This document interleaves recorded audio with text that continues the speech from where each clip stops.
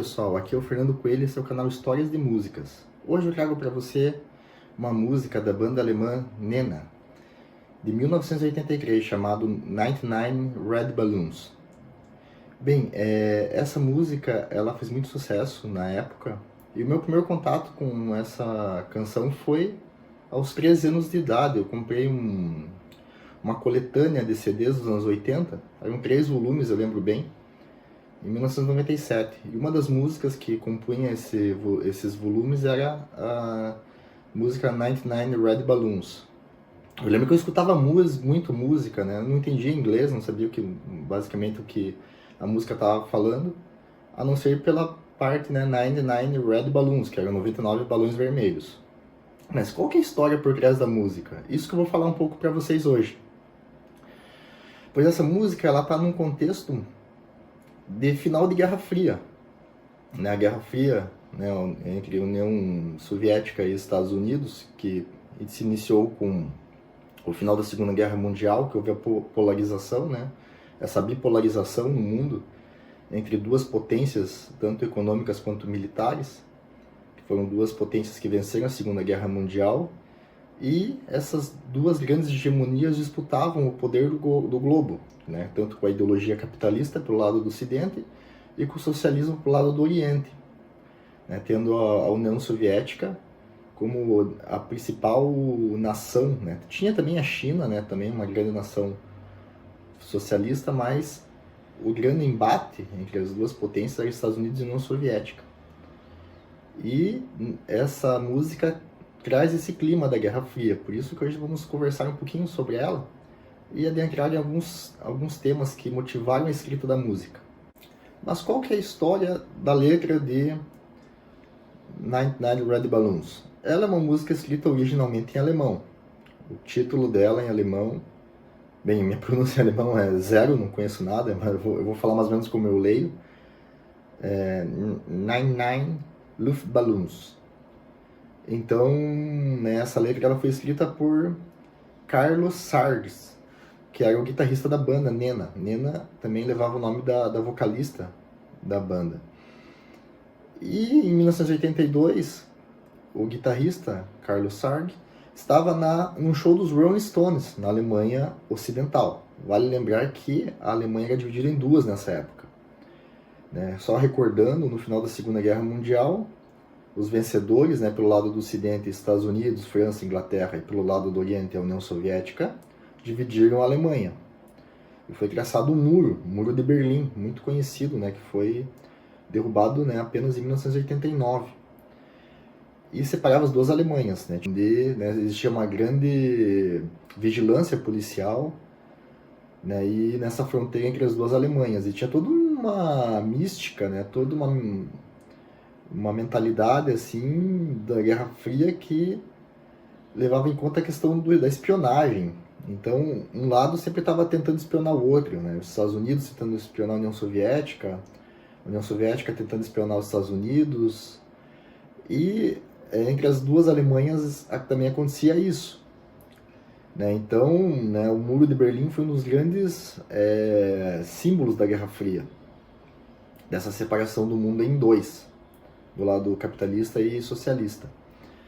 Então, Carlos Sardes estava lá no show do Rolling Stones, né, curtindo as músicas, e em algum momento do show, vários balões vermelhos foram soltos, né, durante a apresentação dos Rolling Stones. E esses balões tomaram o céu e um vento acabou soprando eles pro lado do Oriente, pro lado da Alemanha Oriental. E aí que surge a sacada da música. Como eu disse, né, existia o clima da Guerra Fria com essa questão da espionagem.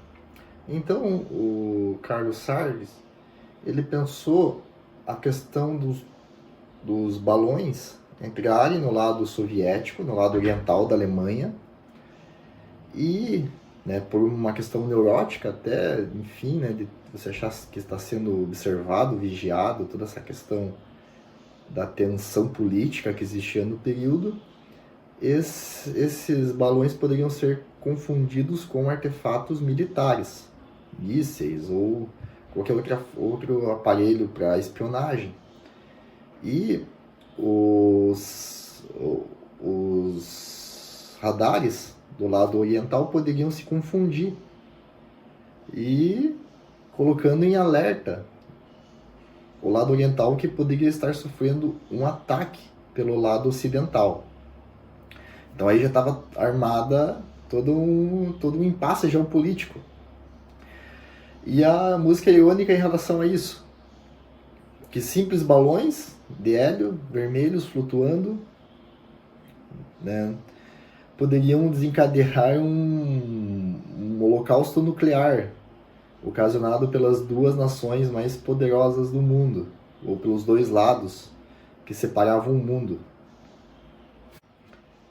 E aí, na letra da música, né, o autor ele muda um pouco o contexto, né? Ele estava no show do Rolling Stones, mas ele muda um contexto em que duas crianças estavam numa loja de brinquedos, compram um saquinho de balões e numa manhã de verão lançam esses balões no ar. E os balões vão flutuando, né? Tomam seu rumo. Esse é o início da música 99 Red Balloons. Bem, mas para onde foram esses balões? Aí a letra continua. Quando esses balões atingem o lado oriental, ou o lado soviético, um alerta vermelho ele é acionado.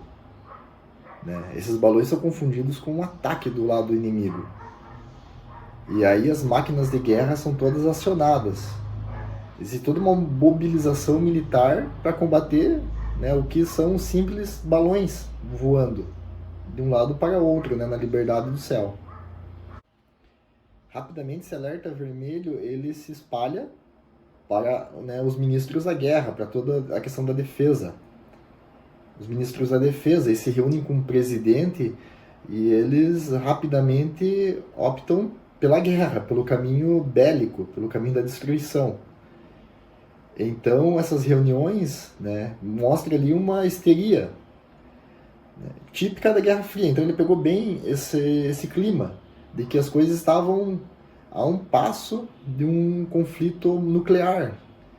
E quem viveu na Guerra Fria, principalmente nos países envolvidos, principais países envolvidos, eles sabem muito bem disso, que, enfim, o mundo estava muito armado e qualquer estopim para uma guerra poderia ser o fim da humanidade.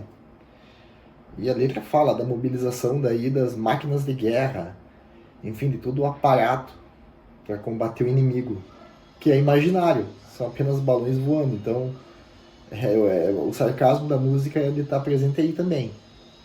E daí a música fala que 99 cavaleiros do ar estão indo para interceptar os invasores. Ou seja, quem são esses capitães do ar? São caças supersônicos, são caças supermodernos. São máquinas de guerra que estão mobilizadas. Estão procurando o inimigo. Né? Como até a letra da música ela é bem sarcástica, chama eles de Capitão Kirk, né? 99 Capitão Kirk.